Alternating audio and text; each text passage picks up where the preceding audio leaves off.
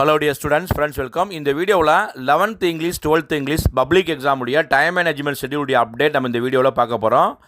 12th மாணவர்கள் நாளைக்கு English exam எழுத போகிறீங்க. 11th மாணவர்கள் மார்ச் 7ஆம் தேதி எக்ஸாம் எழுத போகிறீங்க. ஸோ இந்த எக்ஸாம் எழுதும்போது தமிழ் அண்ட் இங்கிலீஷ்க்கு வந்து பார்த்தீங்கன்னா டைம் வந்து ரொம்ப கரெக்டாக இருக்கும். நீங்கள் எக்ஸாம் எழுதி முடிக்கும்போது டைம் வந்து கரெக்டாக இருக்கும். So time management is very very essential.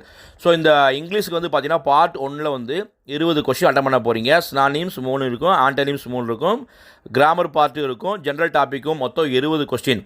So ஒரு கொஸ்டினுக்கு வந்து பார்த்திங்கன்னா நீங்கள் மேக்ஸிமம் 1 நிமிஷம் எடுத்துக்கணும். டோட்டலாக நாங்கள் 25 நிமிடங்கள் கொடுத்துருக்கோம். ஏன்னா எல்லா ஆன்சரையுமே வந்து பார்த்திங்கன்னா நல்லா ரிலாக்ஸாக ரீட் பண்ணிவிட்டு அதற்கு உரிய விடையை வந்து நம்ம கொஞ்சம் திங்க் பண்ணி தான் ஆன்சர் பண்ண முடியும். ஓகேங்களா? கிராமர் பார்ட், ஜென்ரல் பார்ட்லாம் வந்து பார்த்திங்கன்னா நல்ல சென்டென்ஸை கொஸ்டின் நல்லா ரீட் பண்ணுங்கள். அதற்கு ப்ராப்பராக எந்த ஆப்ஷன் வரும் அப்படிங்கிறத கவனமாக எடுங்க. ஸோ அந்த பார்ட் 1க்கு 20 கொஸ்டினுக்கு 25 நிமிடங்கள் கொடுக்கப்பட்டிருக்கு. பார்ட் 2 வந்து பார்த்திங்கன்னா உங்களுக்கு 2 மார்க் கொஸ்டின், மொத்தம் 7 2 மார்க் அட்டன் பண்ண போகிறீங்க. செக்ஷன் 1 வந்து பார்த்திங்கன்னா பொயட்டிக் டிவைஸ் 4 கொடுத்துருப்பாங்க, 8 mark. Grammar part section 2 3 question, மொத்தம் 7 கொஸ்டினுக்கு வந்து ஒரு கொஸ்டினுக்கு மினிமமாக நீங்கள் 3 நிமிஷம் வச்சா கூட அந்த 7 கொஸ்டினுக்கு 25 நிமிடங்களை கவர் பண்ணிடுங்க. பார்ட் 3 வந்து பார்த்திங்கன்னா 3 மார்க் கொஸ்டின், இதுலேயுமே நீங்கள் 7 அட்டன் பண்ணணும், 21 மார்க் இருக்குது.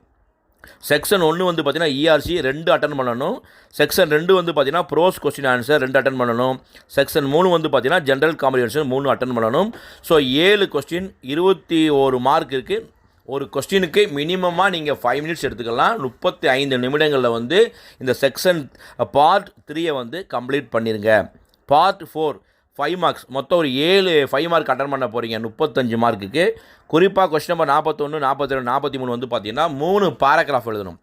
நம்ம பேராகிராஃப் எழுதும்போது சினாப்சிஸ் போட்டு நீட்டாக அழகாக சைடு ஹெட்டிங் மெயின் ஹெட்டிங்லாம் போட்டு கன்க்ளூஷனை போட்டு நீட்டாக அழகாக வந்து எழுதுங்க. ஏன்னா ஒரு பேராகிராஃபுக்கு 5 மார்க் நமக்கு முழுமையாக கிடைக்கணும்னா இந்த மாதிரி நீட் அலைன்மெண்ட் வந்து பண்ணணும். சினாப்சிஸ் கண்டிப்பாக போடுங்க. ஒரு பேராகிராஃபுக்கு மினிமமாக 20 நிமிஷம் எடுத்துக்கோங்க. 3 பேராகிராஃப் கொஸ்டினுக்கு மட்டுமே நீங்கள் 60 நிமிடங்கள் எடுத்துக்கொள்ளலாம். சார் இல்லை சார் நான் வந்து ஒரு 15 நிமிஷத்தில் முடிச்சுடுவேன், 10 நிமிஷத்தில் முடிச்சுக்கொண்டா அது உங்களுடைய தனிப்பட்ட விருப்பங்கள். ரிமைனிங் இருக்கக்கூடிய ஒரு 4 கொஸ்டின் நம்பர் 44 45 46 40 வந்து பார்த்தீங்கன்னா நோட் மேக்கிங் இருக்கும், லெட்டர் ரைட்டிங், எரர் ஸ்பாட் இருக்கும், ஃபில் இருக்கும், டெவலப்பிங் ஹிண்ட்ஸ் இருக்கும், ஒரு பாரா கொடுத்துருப்பாங்க, அதுக்கு வந்து ஒரு 5 கொஸ்டின் வந்து கேட்டிருப்பாங்க. ஸோ இந்த வகையில் நீங்கள் 4 கொஸ்டினுக்கு ஆன்சர் பண்ண போகிறீங்க. இந்த ஒரு கேள்விகளுக்கு வந்து பார்த்திங்கன்னா மினிமமாக 4 நிமிஷமே ஓகே தான். இந்த 4 கொஸ்டினுக்குமே 25 நிமிடங்கள் கொடுத்துருக்கு.